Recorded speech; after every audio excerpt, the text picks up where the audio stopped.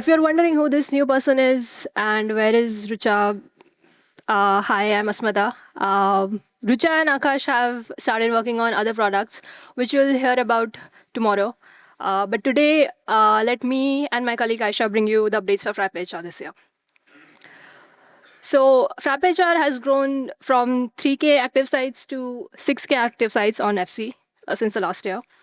For such an important product, you would think that the most important part is support. And so we throw our newest engineers at the job. This was me last year. From the 200 plus support tickets that I handled, almost 40% of those come from just the two modules, leaves and attendance. And so since they are the most important modules and the most used modules, most of the development and bug fixes and improvement that went into this year went into these two submodules. The most common problem of check-ins not being considered for attendance is that the check-in time is outside the shift hours. But the check-ins wouldn't tell you that is the case, and now they do so. So if the check-in is outside hours, you just check the necessary option and have your attendance marked correctly. The other most common problem was the incorrect value for last sync of check-in. So now you can just automatically set it to update every day, and so have it take care for you instead of you having to go manually update the last sync of check-in. The other most requested feature was half-day in attendance. If you create a leave application for a half-day, the check-ins that you would create for the other half would be lost, which would result in losing the attendance information as well. Now we've introduced a field called status for the other half in the attendance document, which would track the status for this other half. You can also set this status from the employee attendance tool if this is what you use. And you can have the absent status reflect in the absent days. So you no longer have to create leave without pays, leave without pay, leave applications just to correct your payroll. And if you like to see the monthly attendance report at the end of every month, you also get to see the detailed status for the half day. Earned leaves are the type of leaves that are credited at the end of every period, like a month or a quarter. When you allocate earned leaves, there was no schedule that was visible upfront. So the users wouldn't know when the leave allocation is being allocated or if the leave have been allocated. And if there is a problem, what would you do? So now you get to see the schedule in the leave allocation document. And if there's a problem, you get an indicator and get an option to retry the failed allocations right there. Even after this, if there is some adjustment you want to make, either allocate or reduce, there is a new leave adjustment doc type that would let you adjust the balance for your leave allocations right from the leave allocation, either allocate or reduce with a reason, and have that reduction reflect in your leave balance. So currently, you set the holiday list in Employee Master, but every year you change the holiday list. There is no historic record of what happened the last year. The problem that comes is when auto attendance marks attendance, it would mark incorrect attendance for the previous year's holidays, which would have no attendance because they were holidays.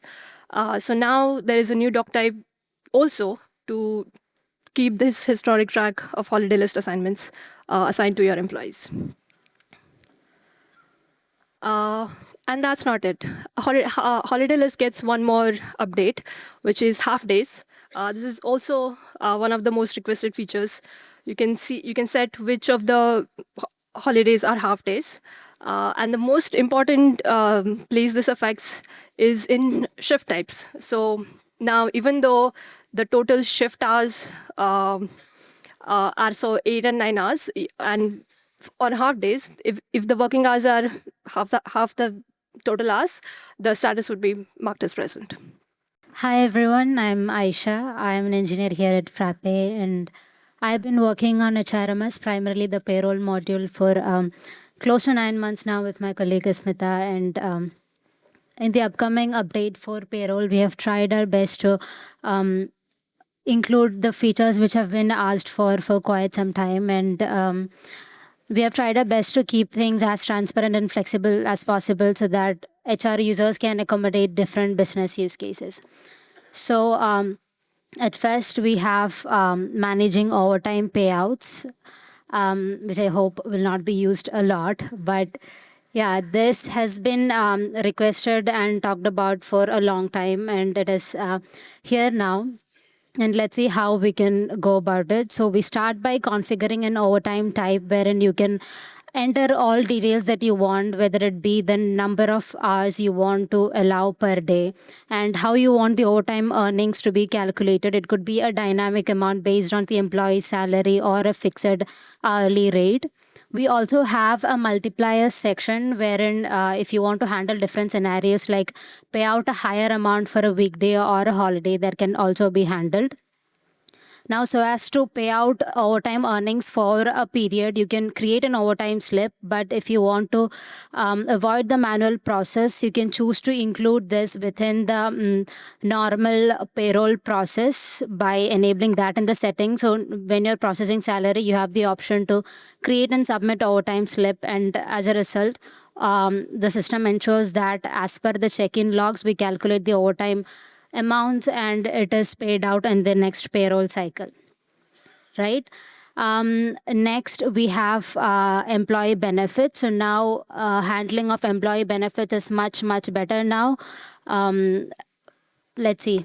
So we start by configuring the different flexible benefit components you want to avail for the employee. So we have different payout methods here wherein so as to accommodate different scenarios. You can choose the apt one. We now also have a new component which is salary accrual. So if you want to build up a certain amount or accrue it each payroll cycle, you can choose to do so and pay it out as and when required. And so once that is assigned to the employees, all the accrued benefits will be logged into the system each month as and when payroll is processed. So as we know, accrued earnings are not immediately paid out. So we need a proper method to track it, which is why we have introduced employee benefit ledger to keep track of all such needs.